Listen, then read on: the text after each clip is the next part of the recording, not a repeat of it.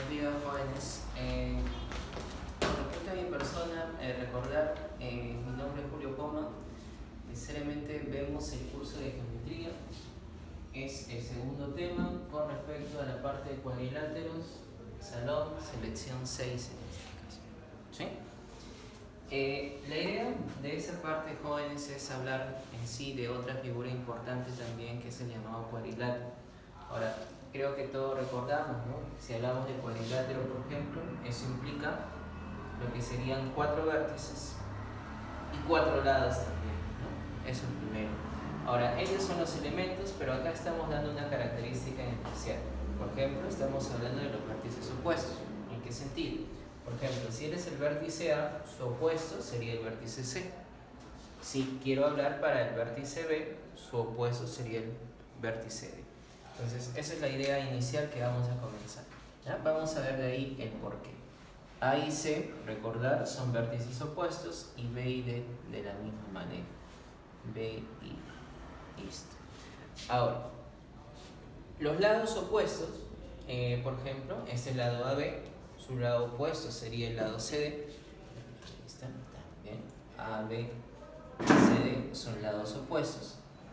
Y el lado BC con AD necesariamente serían lados opuestos, ¿no? Lado BC, como decíamos, y lo que sería el lado AD.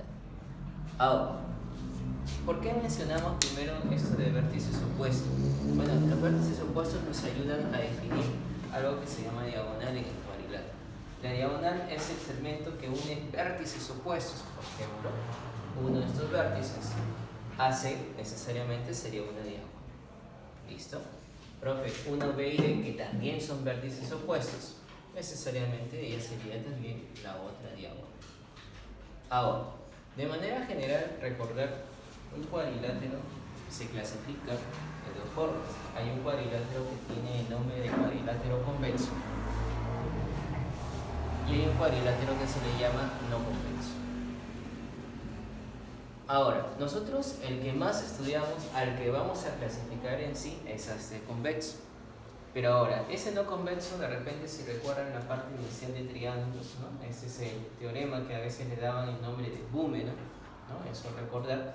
Necesariamente, más que nada ahí la idea nos puede ayudar en qué sentido. Habíamos dicho de que la diagonal necesariamente se determinaba con vértices opuestos. Entonces acá tener en cuenta lo siguiente. Por ejemplo, si me preguntaran cuántas diagonales tendría ese cuadrilátero, entonces, ¿no? ¿Cuál sería el número? ¿No? ¿Cuál sería su respuesta?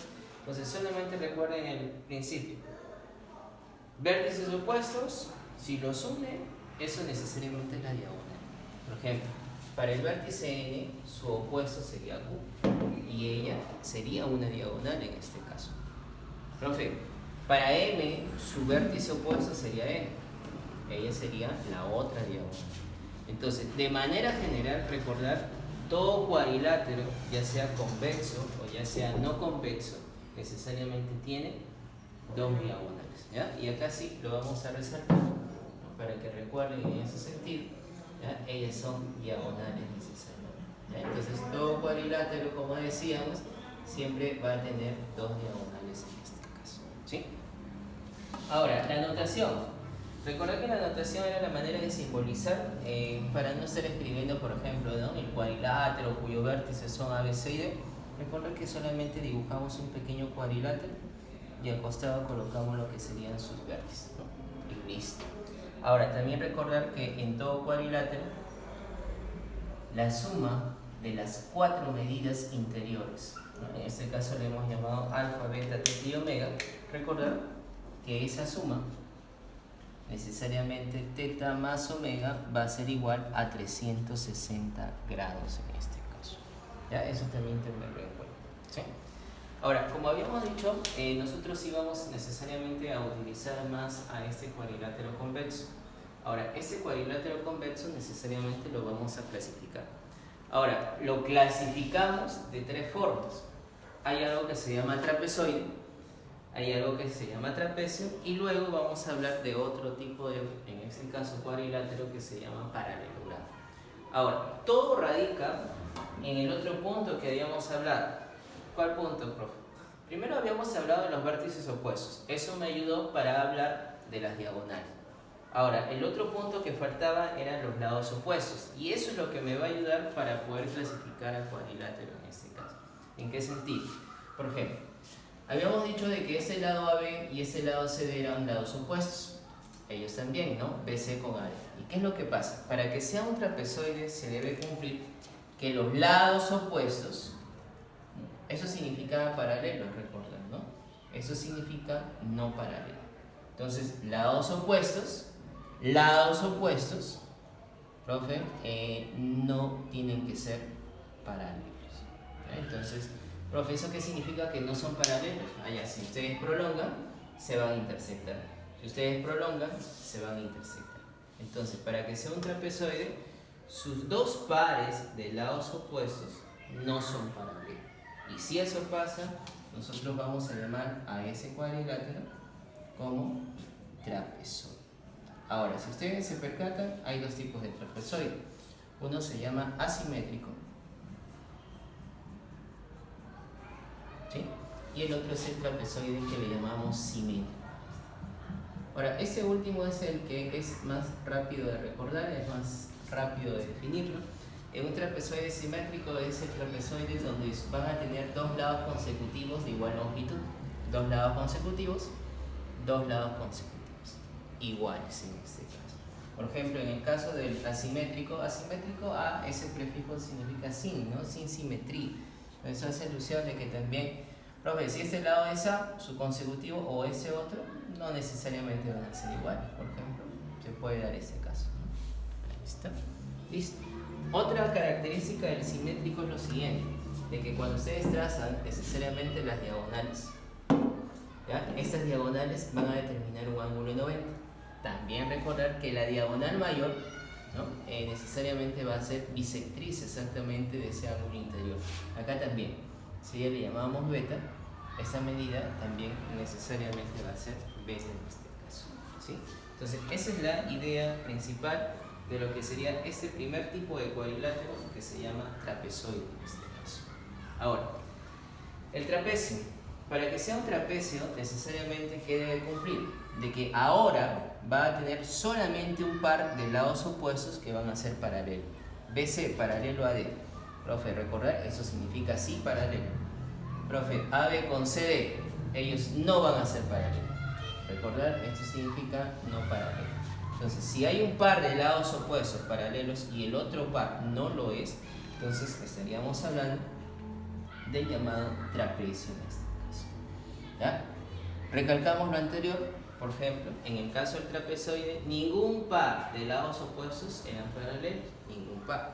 En el caso del trapecio, ahora sí, ¿no? Si ustedes se percatan, sí tiene un par de lados opuestos que se percatan. ¿Ya? Ese es el idea. Ahora, también tener en cuenta lo siguiente. Ese era el símbolo de paralelos, ¿no? Más o menos ahí en el gráfico. Recordar también de que esas medidas, por ejemplo, hacia un mismo lado, esa medida alfa y beta también, recordar, cumplen de que suman 180. Estas otras dos medidas, por ejemplo, le llamamos teta y ahí omega, también esas dos medidas deben sumar 180. Y eso, ¿no? Significa de que en todo cuadrilátero, ¿no? Como habíamos dicho hace un momento, ¿no? Las cuatro medidas en todo cuadrilátero siempre suman 360, ¿no? Las cuatro medidas interiores. Y ahora, también recordar que los lados paralelos se les da un nombre, al lado BC y en este caso al lado AD. Profe, ¿cómo se le llama? Se le llaman bases, ¿ya? Esas serían las llamadas bases de lo que sería nuestro trapecio. Ahora, a veces también nos hablan de que esa base, como tiene menor longitud, ¿no? En el gráfico se observa, le dicen base menor y lógicamente a la otra le llaman base mayor. ¿Sí? Ahora, ese trapecio también tiene una clasificación.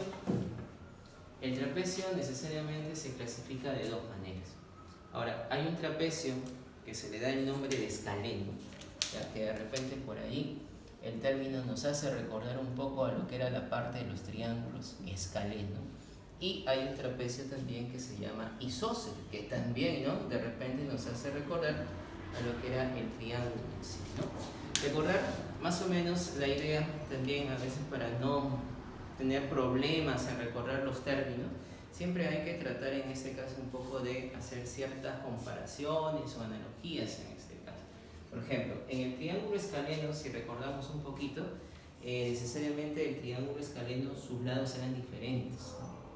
Y si recordamos en el caso del triángulo isósceles tenían dos lados iguales en este caso. Por ejemplo, en el caso del trapecio escaleno, profe, para que sea un trapecio escaleno, también van a tener lados diferentes, pero más que nada los lados de los costados. Entonces, si es escaleno diferente, implica con respecto a los lados de los costados, ellos son diferentes. Profe, entonces eso significa que en el triángulo isósceles que usted, ¿no?, quería que recuerde, dos lados iguales, necesariamente, la idea era ¿qué cosa, profe? Dos lados iguales. ¿Quiénes serían los iguales aquí? Los lados de los costados. Eso recuerda, ¿ya? Ahora, en el trapecio escaleno también hay un tipo en especial, un trapecio que justo tiene ángulos 90 con respecto a las bases, ¿no? Entonces, ese trapecio se le da el nombre de trapecio rectángulo, ¿ya? Así se le llama. Ahora, acá sí hay que recordar una propiedad. ¿Cuál propiedad? De que en el lado donde no es perpendicular con las bases, ubicamos el punto medio. Ahí está. Y desde el punto medio unimos hacia los vértices donde están los ángulos de medida 90. Esas dos líneas, necesariamente, esos dos segmentos van a tener la misma longitud. ¿Ya? Entonces, eso también es muy importante para nuestro problema. ¿Ya? Ahora, en el caso del trapecio isósceles, algo que se cumple también es con respecto a las diagonales. AC y BD, recordar, son iguales en longitud. AC igual a B. También hay que recordar un poco a lo que era el triángulo isósceles. Triángulo isósceles, dos lados iguales, dos ángulos iguales también. ¿Quiénes son los que se repiten aquí? Esa medida que le llamamos alfa con respecto a ella.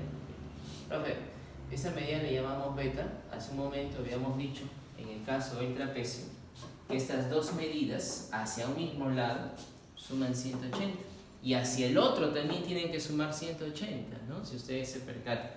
Pero si alfa más beta, entonces, que están hacia un mismo lado, suman 180, este ángulo y este otro ángulo también deberían sumar 180. Entonces, ustedes, ¿no?, ven alfa más beta 180, alfa más beta también, ¿no? Entonces, ahí significa que no solamente los ángulos en la parte inferior se repiten, sino que también en la parte superior también, ¿no? Entonces, eso también tenerlo en cuenta. Algo más, sí, para acabar esta parte, era de que necesariamente si a ella le llamamos omega, también se cumple que esa medida se repite. Profe, por paralelas, ¿no?, la z podemos aprovechar. Si es omega, ella es omega. Profe, aquí también en ese sentido, si esa medida le llamamos teta, por ejemplo, profe, omega más teta es beta, ¿no? O sea, ella también debería ser teta en este caso. De la misma manera, si a ella le llamamos, por ejemplo, phi más omega es alfa, profe, omega más phi también debería ser esa medida. Ahora, tener en cuenta, ¿no?, yo creo que ya nosotros, como sabemos, estamos en un salón exactamente, ¿no?, con cierto nivel, y recordar que necesariamente ese cuadrilátero también tiene un nombre en especial, se le llama cuadrilátero inscriptible. Recordar que hay una propiedad en el cuadrilátero inscriptible que, ¿no?, en forma práctica a veces decimos que esta medida choca y rebota, ¿no?, y eso es lo que está pasando aquí, ¿no? Si ustedes se percatan, esos ángulos se están repitiendo en ese sentido, ¿no? Entonces, ese sería más o menos